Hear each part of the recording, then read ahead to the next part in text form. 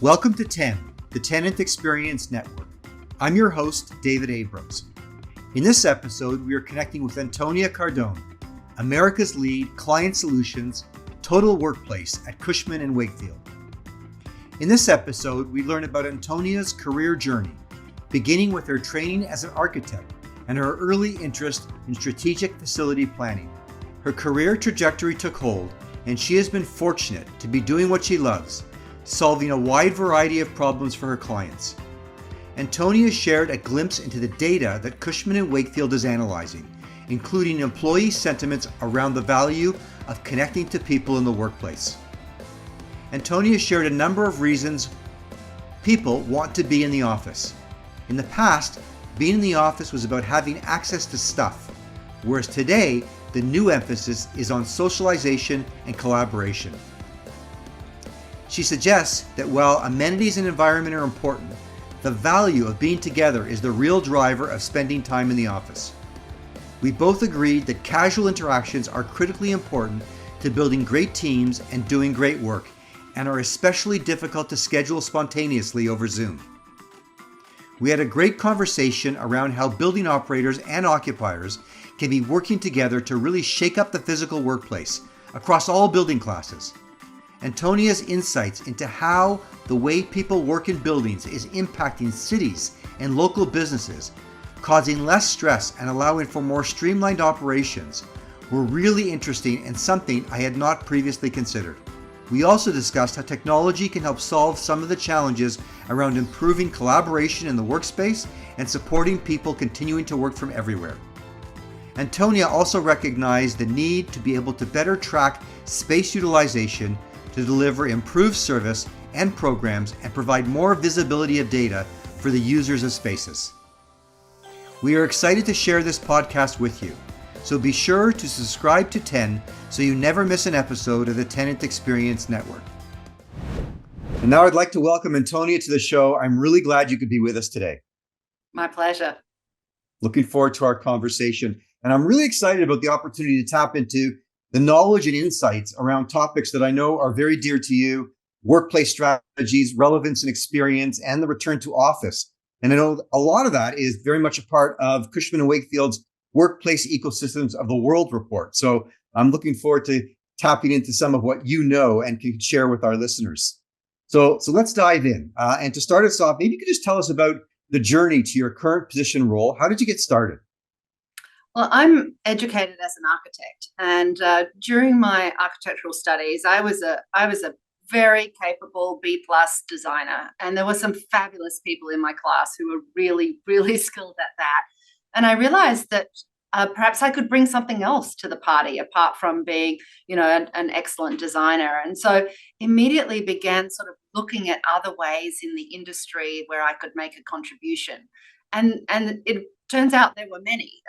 As we know, architects don't only design things, they do a whole lot of other things.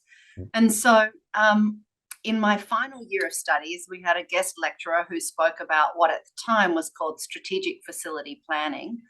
And that really piqued my interest. And I began to think about business and how designers actually respond to the requirements of occupants in space based on the businesses that they run, and how design could support that in a new way. And so I got the opportunity shortly after graduating to work in a team that were focused on strategic facility planning.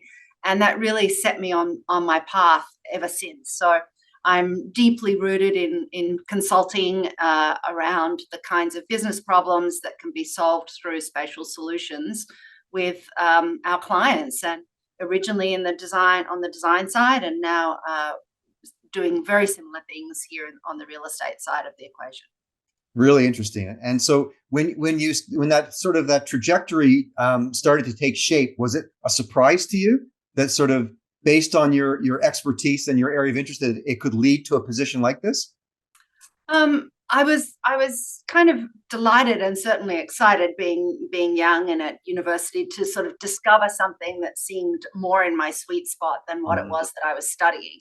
The last thing somebody wants to do is end up, after a very long, complex 6-year degree at university, Right. feeling like they studied the wrong thing. So as those opportunities began to be revealed to me, I was pretty excited about that for sure, and have really built on that and stayed on that trajectory for the entirety of my career. So it's been very rewarding, I must say.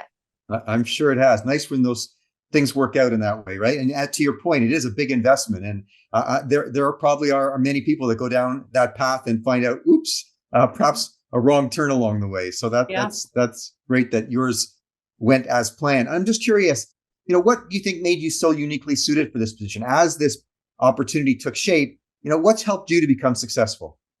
Well, certainly there were people in the early days, and actually all the way through my career, who've really sort of taught me my craft. So it's really helpful to be surrounded by people who you respect and feel are doing really good work, and setting a high bar for you to rise to. So there's certainly that.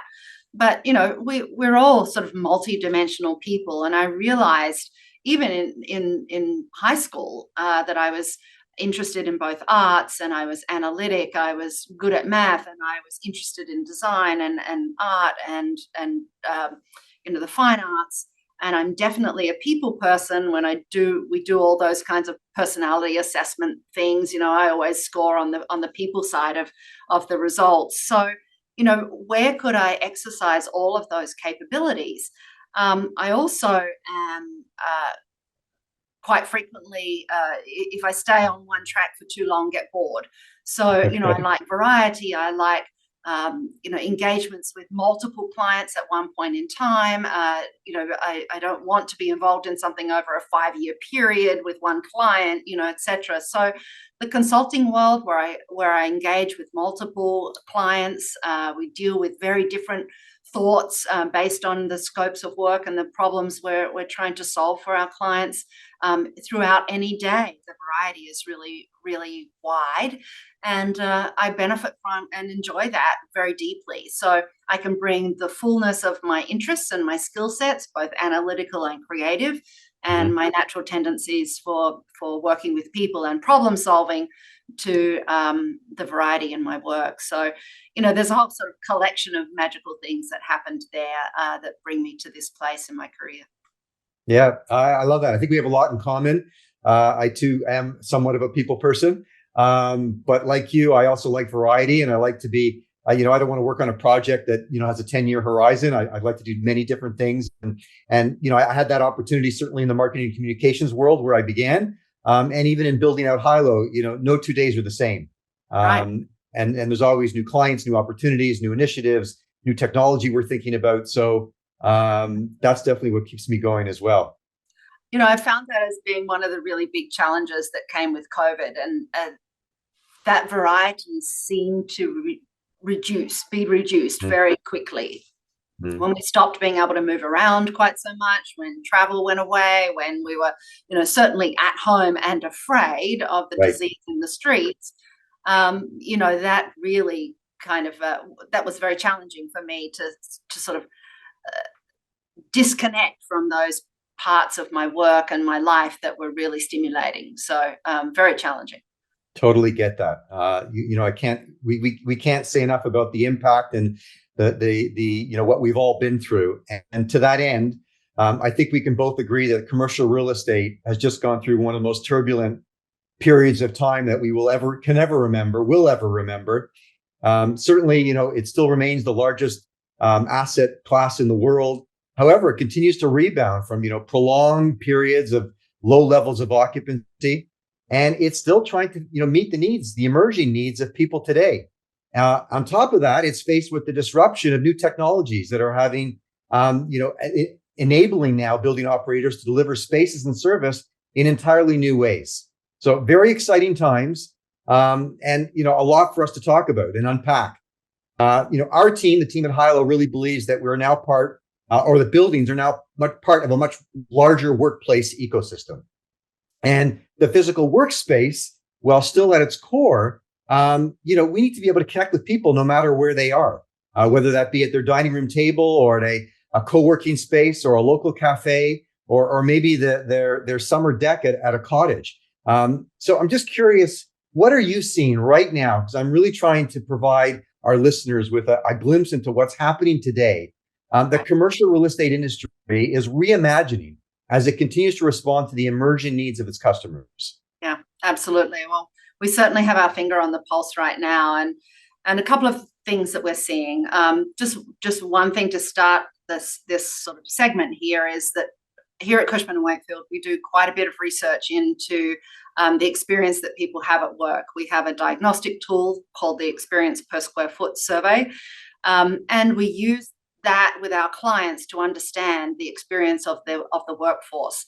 So we've had over 180,000 people participate in that survey over the last couple of years, and we've been watching how metrics have been changing over time in relation to that. So we certainly have our finger on that pulse. Mm-hmm. So as we think about what we've learned from that, we can say that certainly the workforce, the employee sentiment is very much oriented around the value of the workplace being about connecting with people. Right. We have seen that the scores related to people drivers affecting our work trending up over the last year or so. We're really watching that very carefully. It used to be at the beginning of the pandemic experience in 2020 that scores were very high around the reason to be in the office was because of stuff, whether that be spaces, tools, monitors, things that we used to use, my files, my precedent books for attorneys, whatever the stuff was, physical things were the reason to be in the office. That was the reason for place. Right. We have seen the aspiration or the desire to be with that stuff really drop off. Here at the end of 2022, those requirements are really quite low. And what has absolutely ascended into the highest priorities to be in the work environment are related to, number one, socialization with our peers. And that doesn't mean necessarily having a beer, but just sort of having a personal connection and a knowledge and understanding about the people that we work with. That is really the grease for the wheels of the next thing, which is collaboration with our peers. So that's the number two, a requirement for being in the office that employees themselves say is the value. Number one is socializing. Number two is collaborating. And then we start to move on from that and more personal things, but about having a sense of well-being and using the commute to the workplace as sort of punctuation in the day to articulate that this is the beginning of the workday and this is the end of the workday, even though, of course, we know people work beyond those commute points. But nevertheless, sort of getting a sense of balance and well-being, some separation between work and life is certainly a good reason to be in the office, and people cite that regularly. And then, increasingly with economic pressures, we're seeing the rise of people wanting to be seen by and to see themselves leaders in the organization. And that is being perceived as a really good reason to be in the office as well. So, that ultimately comes back to the individual, them taking care of their own career at this time where they may be feeling some sense of anxiety about that. But these are the reasons that have really emerged as the drivers for people to want to be in the office. And so that helps sort of talk about the value of the workplace in our communities, right? So that's very much what's going on in the employee's mind today. The other side of the equation is what's going on in the sort of either the corporate real estate executives' mindset or the client's mindset, in relation to how they support the workforce. So we have internal, external, the employee, and then the provider to the employee. So on that side, there is absolutely by far the number one issue on people's minds today here in the US is how can they increase the number of people in the office at any given time. How can they increase attendance? How can they motivate people to, when they get up in the morning or think about their week ahead, to actually be changing their mind and saying, I am going to go to the office. It's worth it. And so what can the organization, whether that be leadership in the organization or the real estate function in the organization or anybody else in the company, do to motivate each other for people to show up? So that's by far the number one question we get. Right. But I would think there'd be some crossover or connection to those, so to what you first explained from the employee's perspective, because I think knowing that there's a lot that could influence what the occupier, what the buildings could be doing. Right. So the occupier has a really strong role in this sort of method to motivate the employee to come. We've had all sorts of discussions over the last couple of years about things like amenities and renovating the space and all of these kinds of things, and they are certainly supporters of a great experience in the office. But before that are these people drivers. If you want to come back and you think the reason for the office is about socialization and collaboration with your peers, then when you get there, there's organic lettuce in the salad bar. That's nice, but you probably didn't come for the organic lettuce, right? You came because my friends and my peers and my team were going to be there that day, and we were going to do a thing together, or I looked forward to seeing them, or I just enjoyed being in their company more than I enjoyed being at home by myself. So, all of these other supports that the organization provides, be it around amenities, be it around physical work environment, are fabulous supporters of a great experience, but they're generally not the reason why people are choosing to make the commute and to come. Right. So the higher priority is that leaders of the organization talk about the value of being together, and managers of teams take action to inspire their team members to make the move and come in. So, having frequent conversations about which days are people coming in this week. Oh, David's coming on Wednesday. Well, then I'll go on Wednesday and we'll work on that problem we've been trying to do together. Maybe we'll even solve it instead of 27 emails and 30 IMs by just sitting together for an hour or so. Let's schedule that, David. Oh, and then somebody else overhears that and they say, well, if you guys are going to be there, I'll come in and let's go for lunch.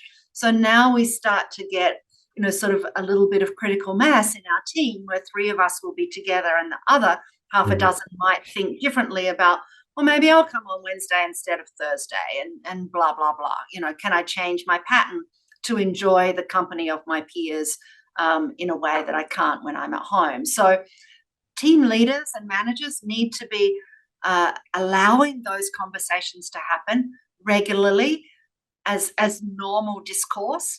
It might be one of the agenda items on the weekly staff meeting. Oh, who's coming in which day this week? Is there any advantage in us, a few of us coming together?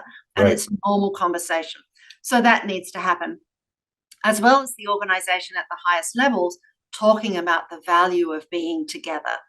When we were pre-pandemic coming to the office, we would go to a meeting, do some concentrated work, have a chit chat with somebody in the hallway, pause and have a conversation in the kitchen with somebody else, ride the elevator and wander out to transit with somebody from the company. And we'd have all these interstitial casual conversations that when we went to work from home essentially went to zero. Right. And so all we had left in our day was concentrated work or collaborative work via these kinds of remote tools here. So now when we come back to the office, and we've been hearing this very much from our colleagues and also from people we've been running focus groups with over the last few months, a frustration with coming back to the office as these kind of casual things are being perceived as a waste of time. I couldn't get anything done. I went to the office, I had 2 calls and I had 3 conversations, and I came back and I realized, I didn't get anything done today. We need to stop that perception that that's not valuable. In fact, Right. that's the highest value of being in the office. Sitting on a call with somebody in another place from the office is not the greatest value of being here. You can do that from anywhere. But the conversations you have in the hallway, you can't do from anywhere. And that, as I mentioned before, is really the grease that moves the wheels, that helps people feel better, be motivated to come again, and to build those relationships with their peers. So we have a very close relationship between what the organization does, motivating managers to have the conversations and promoting the value of these casual interactions in the workplace, and then the functional supports in our organization of HR, IT, and real estate, providing a fabulous experience when you actually get there.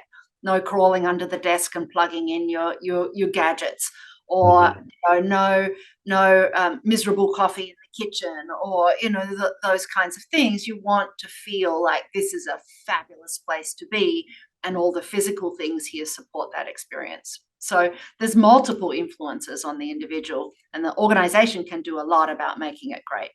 Yeah, well, there was a lot there that you just shared with us, and some stuff that really resonated with me. Well, first of all, going right back to the beginning, talking about people that used to come in for stuff. Like I never thought of it in those terms, but a simple now analogy would be, used to come in for stuff. Now you should really be coming in to do stuff. And I think you did touch on that, and I agree 100%. I feel personally, as well on behalf of my team, starved for those casual interactions. Everything, if you ever want to just think about something or bounce an idea off someone currently in a remote only situation, like I'd have to schedule a Zoom call. Right. And that is so unnatural, right? It is and then to come onto the Zoom call and be spontaneous, which was perhaps the motivation for setting up the call, and trying to remember, well, what was that motivation? And I think it's impossible. And so I think that, those, what might be perceived as meaningless moments are actually so important and so significant. Yeah. And again, I think we live in a world now where likely hybrid will win the day. And it doesn't have to be one or the other, but how do we make them both, really important and help to build great companies? I'm just curious, because you've talked a lot about, leadership, and I agree, the onus on leadership to engage with their employees. But do you think there's an opportunity for the building operators or owners to collaborate with the leadership of the occupier, of those tenants, in helping them to create those opportunities, create those experiences, to continue to attract and retain the best talent, and to your point, build those experiences perhaps together in some way? Yeah. So if we think of buildings that are not occupied by a single occupant or a couple of very large ones who are big corporates in some way, I look out the window here and see multiple high rises. I'm sure they're not, there's few of them that have sort of a single occupant. Right. So those ones where there might be a different company on every floor, or multiples throughout the building, they're very rich opportunities for landlords to say, I can help you improve the experience of your people when they come, because you, as a smaller organization, or at least a smaller tenancy, probably do not want to be providing all of the kinds of amenities within your space that you would love to be offering to your people. So, how can the landlord be part of that, variety of places that the occupants in their building can use throughout the day? And that doesn't just mean an exercise place and a food place, etc. It means other types of places for work. It's sort of, as we think about casual settings, as we think about, going to get a great coffee in a coffee shop that we enjoy, it probably has a nice spot to sit, whether that be overlooking a view, or comfy sofas, or cool stools with around an interesting shaped table, or whatever it might be. There's probably something about that we like to sit and pause and enjoy our drink with our friends. So how can building owners and landlords provide for those kinds of experiences in the building, so that the occupant is not trying to fund and Right. and subsidize that in their own space. So absolutely, there's an enormous opportunity for folks to step up here.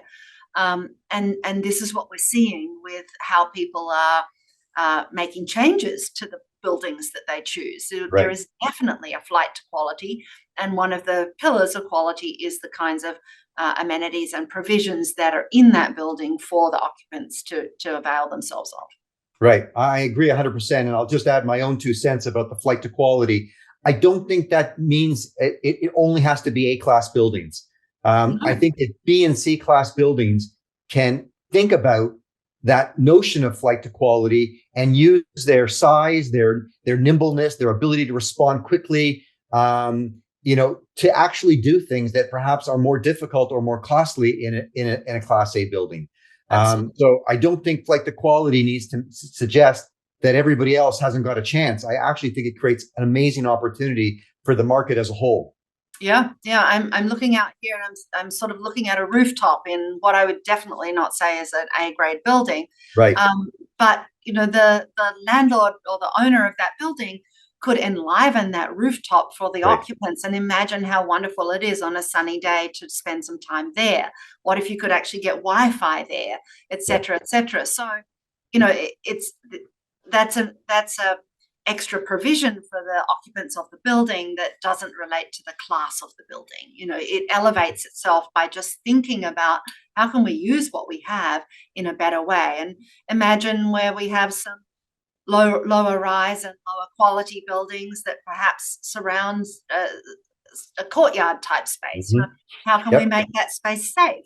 How can we activate that with Wi-Fi? How can we provide shade there? How can we provide perhaps a drinking fountain? Like what things could we provide as some seating where you could actually put your laptop and sit comfortably for an hour or something and enjoy the sunlight in the middle of the day. So, how could you activate spaces Right. between lower quality buildings too that help provide some sense of amenity? So, there are very many ways that don't just mean the highest cost and the newest, fanciest buildings.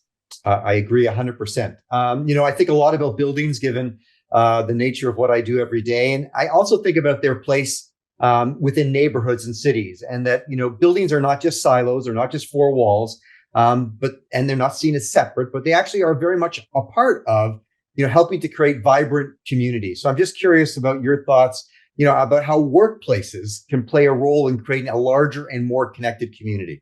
Yeah, absolutely. Well, you know, we will continue over time to see the value of the workplace as being a place for people to come to be together. We Mhm. don't necessarily need to do our work there because we've just proven to ourselves that we can really sort of do our work from anywhere we Anywhere. choose to. Right. But the neutral ground where I can go to see my colleagues is the workplace, and so that will does and will continue to drive activity in the city throughout the day as people come and go from those places. As we know, we have the ability to work from anywhere.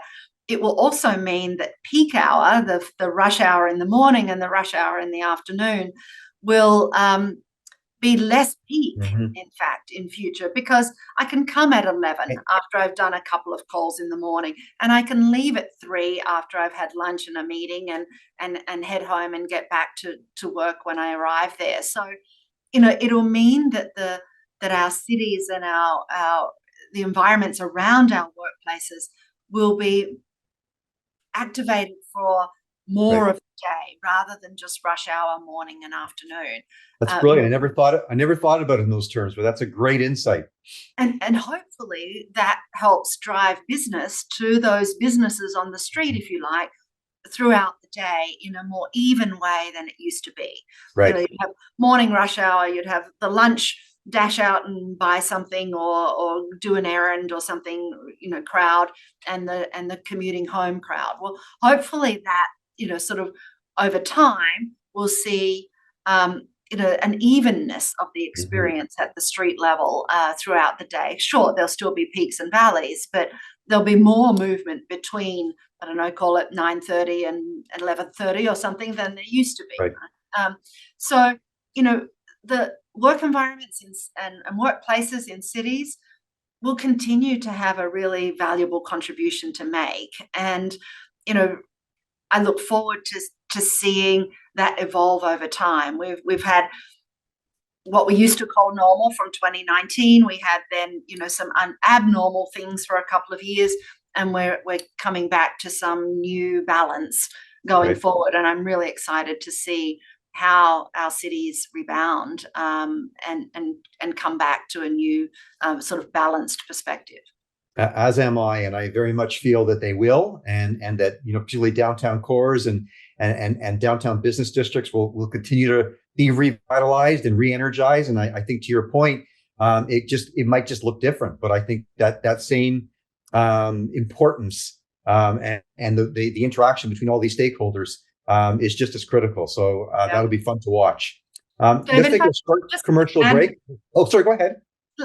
Let me just add one other thought to that, and that is, as we look at regenerating or repurposing our buildings, I anticipate that some of our office buildings will be converted to residential. Right.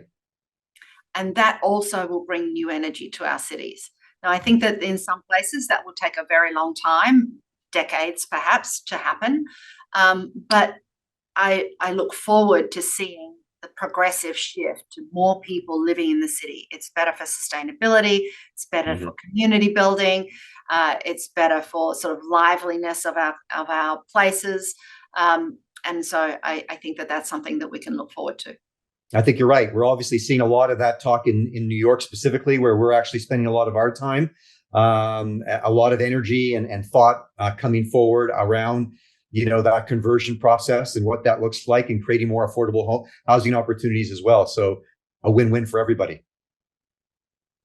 Let's take a short break and we'll be right back. This episode of 10 is proudly brought to you by Hilo. Hilo is a rapid deployment workplace engagement platform for the hybrid world that enables building operators to connect to their tenants, whether they are at work, at home, or anywhere in between. We are in the midst of a seismic shift in the evolution of the workplace. Now more than ever, it's clear that the most important asset of a building is the people. Commercial real estate leaders recognize that tenants and employees want new kinds of spaces, services, and amenities to support having the flexibility to work from anywhere. Workplace engagement solutions that connect hybrid working people to buildings no matter where they are have become a major differentiator as buildings compete to retain current tenants and attract new ones.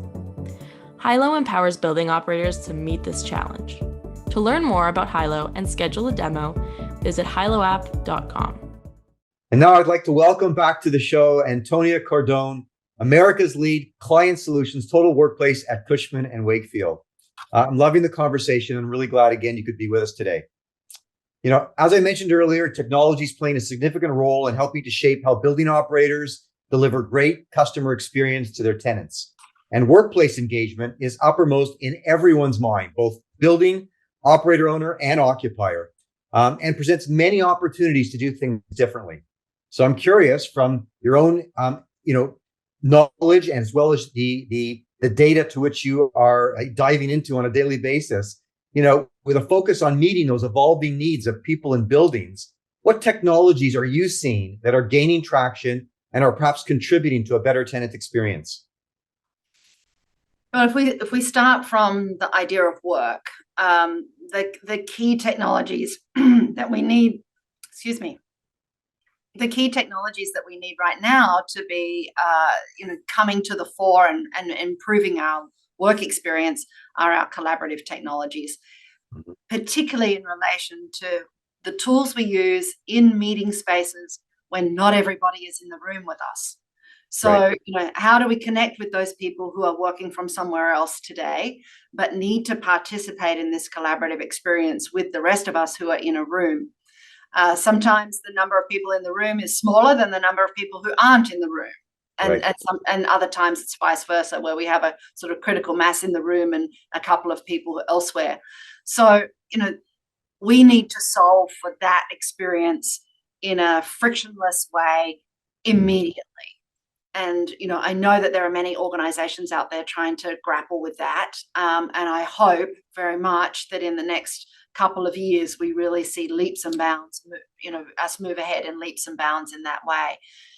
And I just personally hope that that doesn't mean that we all go to some sort of funny avatar type situation. Right. That we really can deal with the video and seeing whiteboards behind us and people being able to sort of draw on their own screen and it show up on our board.